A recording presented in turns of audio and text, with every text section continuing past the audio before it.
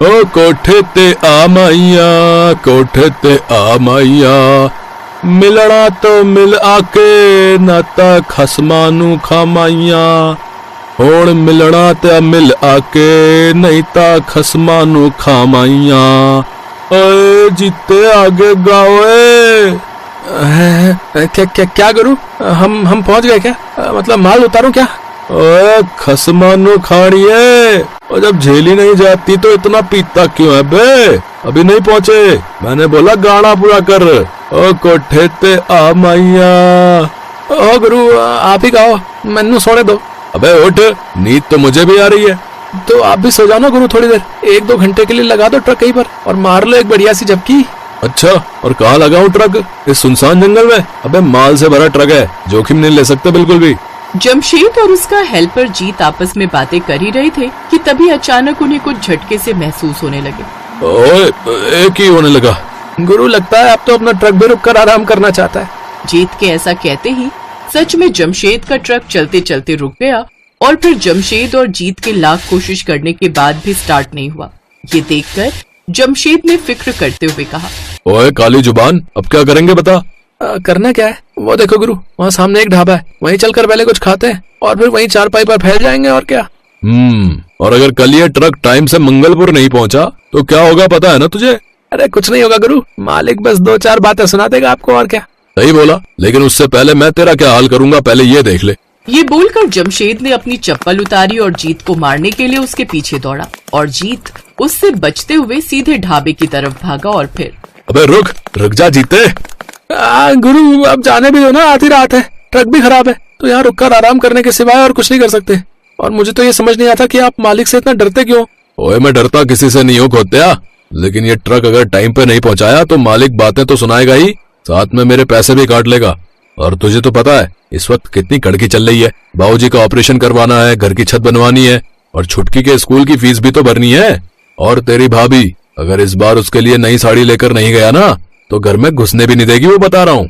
ओहो गुरु, आपके सिर पर तो बड़ी टेंशन है, लेकिन मैं भी आपका चेला हूँ, आपकी टेंशन भगाने का पूरा इंतजाम है मेरे पास। ये कहकर जीत ने अपनी जेब से शराब की एक छोटी सी बोतल निकाली और उसे जमशेद को पकड़ाते हुए मुस्कुराने लगा। ओए जीते, तू ये कब लाया और इसके लिए पैसे कहाँ से आए तेरे पास रे? गुरु अपना तो सीधा सा उसूल है, खाने को कुछ मिले ना मिले और पीने का पूरा इंतजाम होना चाहिए। और अंदर भाई तू ही पी, मैं तो बस कुछ खाऊंगा। हाँ भाई, क्या क्या मिलेगा खाने में? भाई रात का 1 बज रहा है, अब क्या मिलेगा खाली बर्तनों और कच्चे माल के अलावा? है ये तो गड़बड़ हो गई गुरु। 1 मिनट, क्या कहा आपने? खाली बर्तन और कच्चा माल? कच्चे माल में चिकन है क्या? हाँ, चिकन तो आज शाम ही मंगवा कर रखा है, लेकिन वो कल के लिए है। अभी तो सारे बावर्ची काम निपटा कर घर चले गए हैं, अब कुछ ना बन पाएगा। ऐसे कैसे नहीं बनेगा? आपको एक बावर्ची चाहिए ना, वो हम आपको देते हैं। अरे आपको नहीं पता हमारे गुरु क्या गजब का चिकन बनाते हैं। ओए क्या बोल रहा है? मैं क्यों पकाऊंगा बे? क्योंकि भूख के मारे मेरा पेट फटा जा रहा है गुरु, मान जाओ ना। और वैसे भी ट्रक की चिंता में आप सोओगे तो हो नहीं, तो चिकन ही बना लो। आपका मेरा और क्या पता इस ढाबे का भी कुछ भला हो जाए। जीत के जिद करने पर जमशेद उस ढाबे की रसोई में चिकन पकाने के लिए मान जाता है। असल में भूख तो उसे भी लग रही थी, तो उसने बड़े ही मन से वहाँ 3 लोगों के लिए चिकन करी और तंदूर पर गर्मा गर्म रोटियां सेकी। और फिर पहला निवाला खाते ही जीत ने आंखें बंद करते हुए कहा, भाई वाह, मजा आ गया गुरु, कसम से। ये कहकर जीत ने जमशेद के हाथ चूम लिए और जमशेद उसे देखकर मुस्कुराने लगा। ये देखकर ढाबे के मालिक भरत ने भी फौरन एक निवाला तोड़कर चिकन करी के साथ खाया और फिर वो रुका ही नहीं।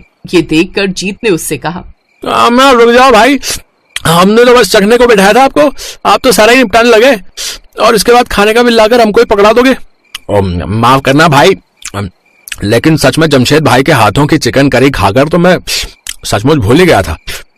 मैं यहाँ सालों से चिकन बनाकर बेच रहा हूँ, एक से एक कारीगर बुलवाकर मैं अपने ढाबे पर रखे, पर ऐसा स्वाद तो आज तक न चखा। भाई सच सच बताना, किससे सीखा इतना बढ़िया चिकन बनाना? वो मेरी माँ बनाया करती थी मेरे लिए जब वो जिंदा थी।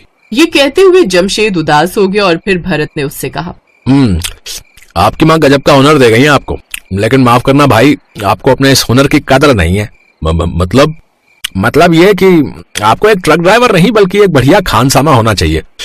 आप चाहो तो क्यों ना कर दो।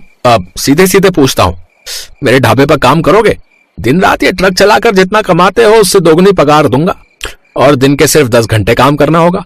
भरत की बात सुनकर जीत और जमशेद एक दूसरे को देखने लगे और फिर जीत ने जमशेद को साइड में ले जाकर कहा, क्या सोच रहे गुरु? फौरन हाँ कर दो, इससे अच्छा मौका फिर नहीं मिलेगा। लेकिन अपना ट्रक, उसका क्या होगा? फिलहाल इसे लेकर मैं चला जाऊंगा और इस डिलीवरी के बाद इसे खड़ा कर दूंगा घर ले जाकर। और मुझे ना ये भरत सही आदमी लग रहा है। आपके साथ साथ मैं भी यहीं पर काम पे लग जाऊंगा। दोनों मिलकर खूब पैसा छापेंगे और फिर सारी परेशानियां दूर। जमशेद को अपना ट्रक ड्राइविंग का काम छोड़ने का मन तो नहीं था, लेकिन फिलहाल उसे पैसों की जरूरत थी और ज्यादा पैसे कमाने का ये अच्छा मौका था। उसने भरत को हाँ कह दिया और अगले ही दिन से उसके ढाबे पर चिकन की कई डिशेस बनाने लगा। मेन हाईवे पर होने की वजह से भरत के ढाबे पर हर रोज कई बसें और गाड़ियां आकर रुकती थी, इसीलिए ग्राहकों की कमी नहीं थी उसके पास। और अच्छी बात यह थी कि वहां आने वाले हर ग्राहक को जमशेद के हाथों का स्वाद बहुत ही पसंद आ रहा था। भरत ने कुछ ही दिनों के अंदर अपने खाने का रेट दुगना कर दिया। उसके बावजूद ग्राहकों की तादाद बढ़ती ही गई और फिर एक दिन, उफ, भरत भाई ये चिकन खराब है, हमें इसे वापस करना पड़ेगा। दिमाग खराब है क्या? कटा हुआ चिकन वापस कौन लेगा? और वैसे भी ये परसों का आया हुआ है। तभी तो खराब हो गया। मैंने पहले ही कहा था कि चिकन कुछ कम मंगाओ, देखो हो गया ना खराब। कुछ खराब वराब नहीं हुआ है, तुम बढ़िया से पकाओ इसे, लोगों को कुछ पता नहीं चलेगा। क्या बात कर रहे हो भरत भाई, मैं ऐसा नहीं कर सकता, लोग इसे खाकर बीमार पड़ जाएंगे। अच्छा, और अगर तूने अभी के अभी इसे नहीं पकाया तो ये तेरे लिए अच्छा नहीं होगा। जमशेद को भरत की बात और उसका बर्ताव बिल्कुल भी पसंद नहीं आया। वो फौरन जीत के पास गया और बोला, जीते चल, अब यहाँ काम नहीं करना। क्या बोल रहे गुरु? अभी कल ही तो आपको पहली पगार मिली है और यहाँ काम नहीं करेंगे तो क्या करेंगे? फिर से ट्रक चलाने का इरादा क्या? हाँ, ट्रक भी चलाऊंगा और चिकन करी भी बनाकर बेचूंगा। मतलब? जमशेद के दिमाग में पूरी योजना तैयार थी। वो जीत के साथ जाकर अपना ट्रक वापस ले आया और उसी ट्रक पर उसने भरत के ढाबे के ठीक सामने एक नया ढाबा खोल दिया। जमशेद के इस चलते फिरते ढाबे पर लोगों की भीड़ पहले ही दिन से जमा होने लगी, क्योंकि जमशेद के पास पकाने के हुनर के साथ साथ एक ईमानदार दिल भी था, जो किसी भी सूरत में अपने ग्राहकों के साथ बेईमानी नहीं कर सकता था। दूसरी तरफ भरत के पास अब हाथ मलने के सिवाय कोई चारा नहीं था, क्योंकि अब ना तो उसके पास जमशेद जैसा बढ़िया बावर्ची था और ना ही ग्राहक। महेश अपने परिवार के साथ एक छोटे से गांव में रहता था। उसके परिवार में उसकी पत्नी रीना और 2 बच्चे थे। महेश अंडे सप्लाई करने का काम करता था। स्वभाव का बहुत ही गुस्सैल और थोड़ा मक्कार किस्म का आदमी था। रीना उसके स्वभाव से बहुत ही परेशान थी। बच्चे भी अपने माता पिता के आने के बाद डरे सहमे से बैठे रहते। ये क्या बनाया है खाने में है? जब देखो रोज दाल बना के रख देती है।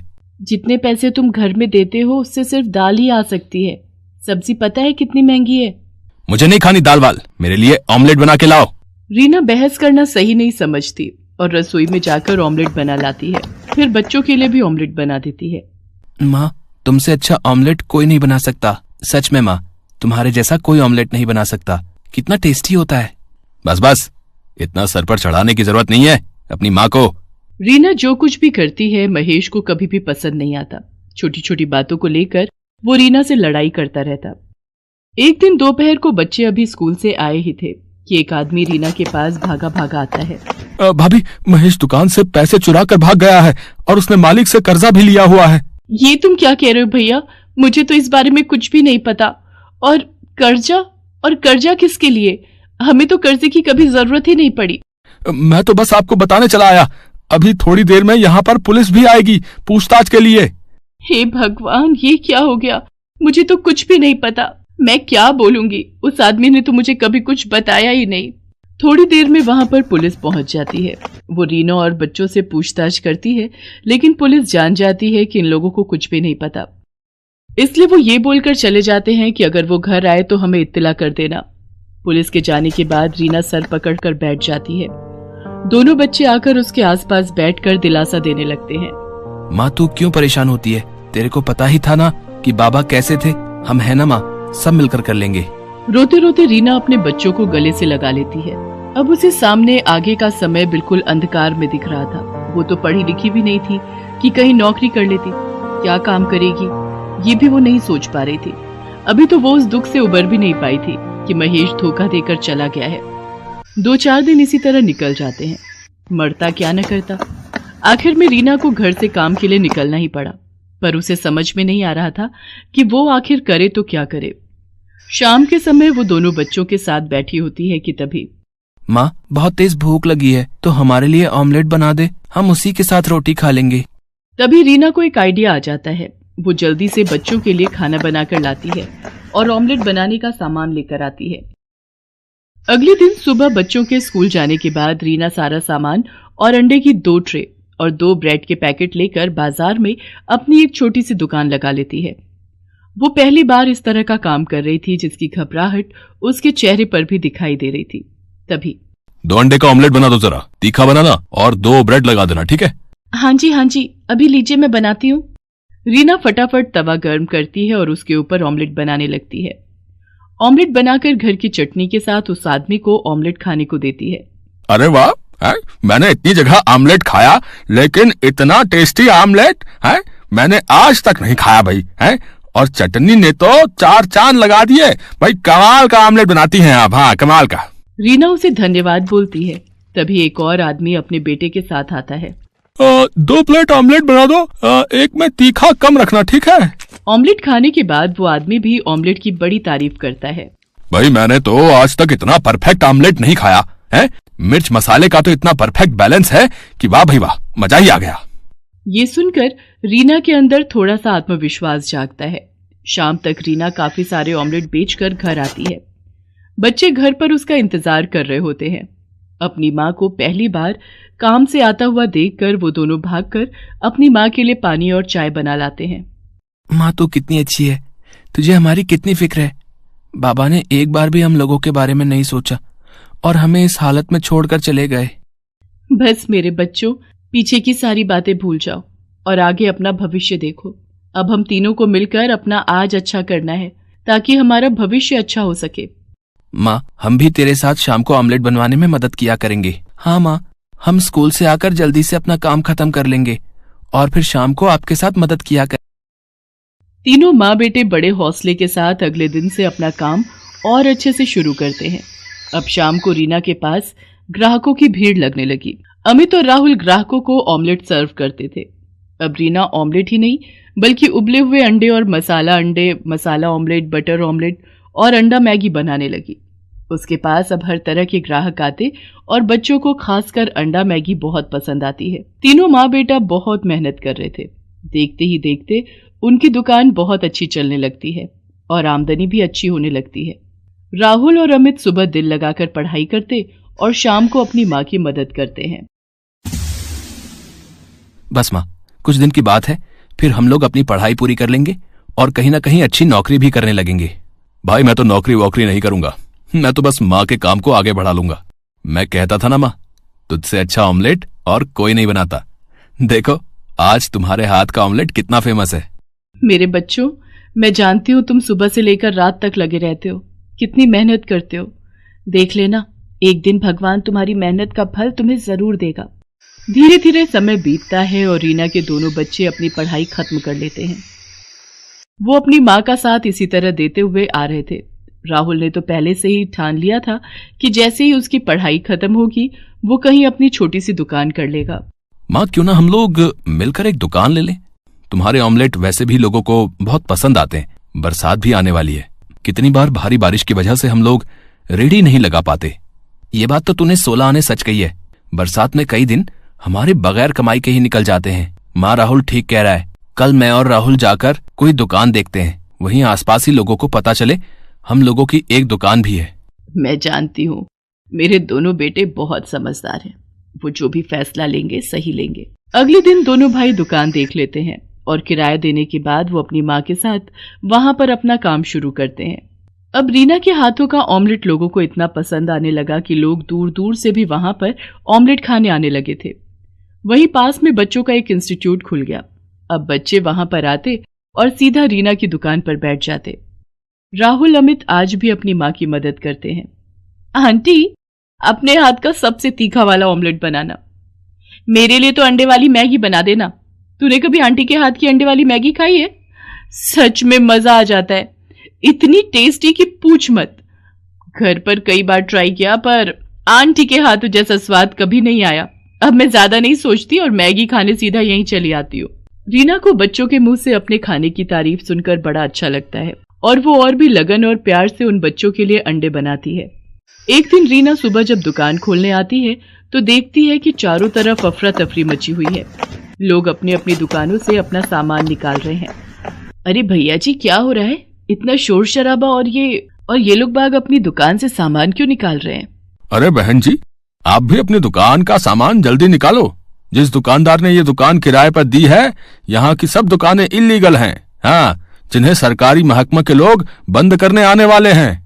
ये सुनकर रीना अपना सर पकड़ लेती है कि अभी तो थोड़े से हालात सही होने शुरू हुए थे, अब ये क्या हो गया। वो अपने बेटों को फोन लगाती है और दोनों बेटे अपनी माँ की मदद के लिए आ जाते हैं। अब उन्हें दुकान का किराया दिए हुए 10 ही दिन हुए थे। रीना थोड़ा विचलित हो जाती है। वो लोग जैसे तैसे करके दुकान का सारा सामान निकाल कर बाहर ले आते हैं और सरकारी लोग आकर दुकानों पर ताला लगा देते हैं। पता नहीं भगवान की क्या इच्छा है, जब भी थोड़ा समय अच्छा होने लगता है तभी कोई बड़ी मुसीबत आने लगती है। माँ तो फिक्र क्यों करती है, हम देख लेंगे, कुछ ना कुछ हो जाएगा।